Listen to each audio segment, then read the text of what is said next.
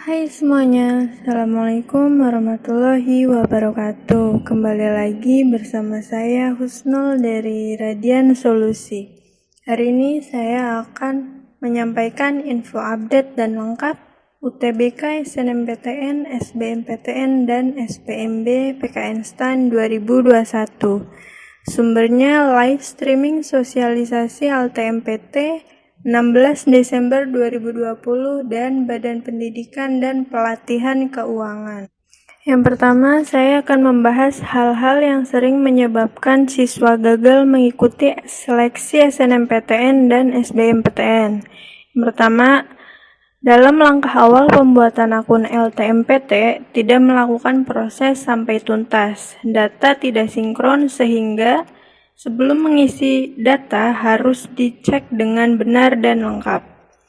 Selanjutnya, komplain saat proses sudah ditutup, maka tidak bisa dilakukan pembetulan data yang diinput. Data disiapkan terlebih dahulu sejak awal sebelum mengisi. Lalu, siswa diharapkan berpartisipasi pula dalam pengecekan data diri. Jika ada perbedaan, misal sistem SKS atau non-SKS dan siswa yang kelas akselerasi dicek lebih teliti. Lalu, penilaian dan pemeringkatan termasuk siapa saja yang akan masuk atau didaftarkan SNMPTN diserahkan seluruhnya kepada sekolah. LTMPT hanya memproses data yang sudah diberikan oleh sekolah. Semua PTN memiliki daya tampung masing-masing. Peringkat pertama di kelas belum tentu otomatis lolos di PTN yang dituju, karena nilai dilihat dari keseluruhan peserta di PTN tersebut. Lalu, peserta tidak fokus dalam melengkapi data, misal foto selfie atau tidak formal, maka otomatis didiskualifikasi karena data tidak diproses oleh LTMPT. Lalu, bagaimana sih alur data siswa sampai dinyatakan lolos oleh PTN yang dipilih? Yang pertama, registrasi akun LTMPT untuk PDSS dan SNMPTN itu dilakukan 4 Januari 2021 sampai 1 Februari 2021. Lulusan tahun 2021 dan ikut SNMPTN. Data pertama dikumpulkan oleh sekolah itu adalah data PDSS dan SNMPTN. Lalu data tersebut disetorkan ke LTMPT. LTMPT akan menampung data dan menyampaikan data ke PTN. Rektor akan menetapkan siswa mana yang lolos. Lalu untuk registrasi akun LTMPT untuk UTBK, SBMPTN itu dilakukan 7 Februari 2021 sampai 12 Maret 2021. Data UTBK dan SBMPTN disetorkan kepada LTMPT, lalu dari LTMPT disampaikan ke PTN dan rektor yang akan menetapkan siswa mana yang akan lolos. Menurut Prof. Budi, hanya nilai yang bagus saja yang akan diterima, kecuali daerah 3T, yaitu terdepan, terpencil, dan tertinggal. Daerah tersebut adalah daerah tertentu yang butuh perhatian khusus atau afirmasi.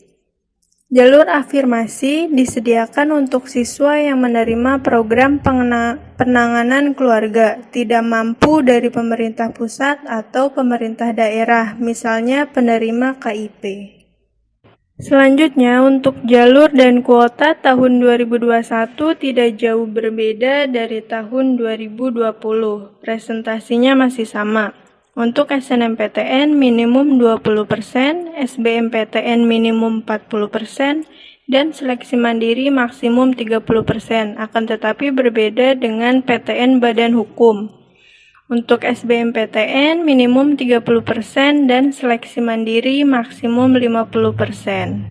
PTN Badan Hukum adalah perguruan tinggi negeri yang didirikan oleh pemerintah yang berstatus sebagai bahan hukum publik yang otonom. Nah, PTN BH ini terdapat 11. Ada UI, Universitas Pendidikan Indonesia, Universitas Sumatera Utara, Institut Teknologi Bandung, Institut Pertanian Bogor, Universitas Gadjah Mada, Institut Teknologi 10 November, Universitas Pajajaran, Universitas Erlangga, Universitas Diponegoro, dan Universitas Hasanuddin. Lalu untuk pengumuman kuota akan dilakukan pada 28 Desember 2020. Layanan masa sanggah tentang kuota paling lambat hari Jumat, 15 Januari 2021 pukul 3 WIB. Selanjutnya, untuk sekolah yang sudah mendaftarkan SNMPTN tidak perlu membuat akun LTMPT kembali. Apabila lupa password, akan ada kolom bantuan. Untuk MA harus membuat akun LTMPT kembali karena ada perubahan NISN dari Kementerian Agama. Siswa yang akan lulus tahun 2021 membuat akun LTMPT juga tanggal 4 Juni sampai 1 Februari 2021, sehingga apabila tidak eligible mendaftar SNMPTN bisa mendaftar UTBK SBMPTN. Dan sekolah yang tidak menggunakan kurikulum nasional tidak bisa mendaftar LTMPT. Lalu untuk jadwal pelaksanaan SNMPTN dan SBMPTN masih sama ya, tidak ada perubahan. Untuk SNMPTN, peluncuran sistem PMB 2021 dilakukan 4 Januari 2021. Untuk registrasi akun LTMPT 4 Januari sampai 1 Februari 2021. Penetapan siswa yang eligible oleh sekolah 4 Januari sampai 8 Februari 2021. Pengisian PDSS 11 Januari 2021 sampai 8 Februari 2021. Lalu untuk pendaftaran SNMPTN 15 sampai 24 Februari 2021. Dan pengumuman hasil SNMPTN dilakukan 22 Maret 2021. Untuk pendaftaran ulang peserta yang lulus SNMPTN dapat dilihat di laman PTN penerima.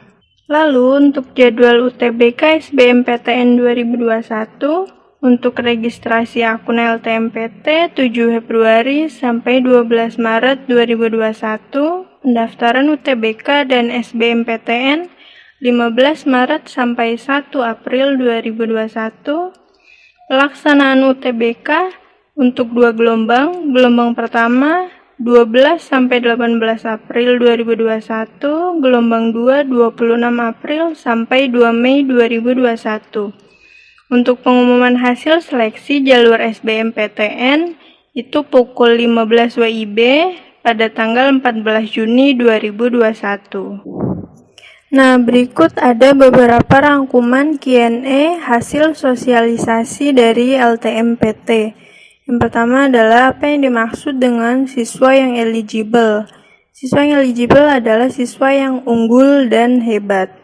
Lalu penentuan kuota per jurusan atau angkatan. Kuota dilakukan berdasarkan jumlah siswa jurusan paralel atau satu institusi sekolah dan tergantung dari akreditasi sekolah. Lalu untuk pilihan PTN, kalau di provinsi tidak ada prodi yang sesuai, apa bisa di luar provinsi? Di luar provinsi masih bisa, namun hanya bisa memilih satu prodi. Lintas jurusan di SNMPTN. Siswa jurusan IPA bisa mengambil jurusan IPS, namun jika dari IPS diperbolehkan ke IPA akan tetapi tidak dianjurkan. Kenapa di tahun 2020 hanya ada TPS, tetapi 2021 ada TKA, sedangkan sekolah masih tetap daring? Untuk itu, sekolah memiliki tanggung jawab untuk mempersiapkan hal tersebut karena dari semua peserta mengalami kondisi yang sama terkait adanya sekolah daring.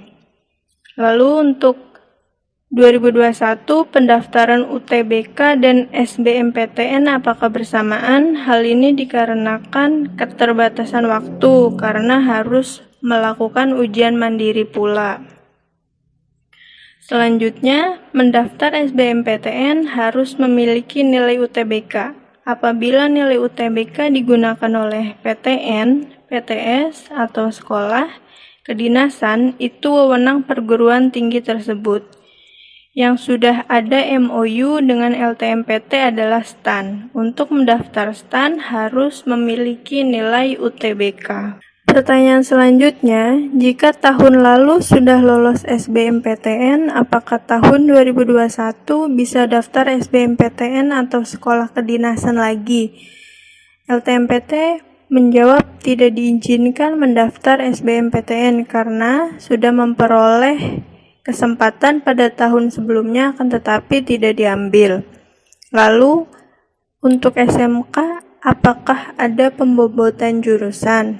Dari LTMPT sudah meminta sekolah untuk mengisi nilai yang dibutuhkan untuk SNMPTN. Apakah sesi masing-masing gelombang mempengaruhi skor UTBK? Jawabannya adalah tidak, karena penilaian dari gelombang 1 dan 2 menggunakan sistem yang sama. Lalu terkait 40 politeknik D4 atau S1 terapan sudah tergabung dengan LTMPT. Hal itu memungkinkan SMK memiliki potensi masuk lebih besar daripada SMA. Lalu perguruan tinggi akan melakukan seleksi SNMPTN. Sekolah tersebut memiliki indeks sekolah berapa berdasarkan alumninya, seperti apa, dan nilai raportnya.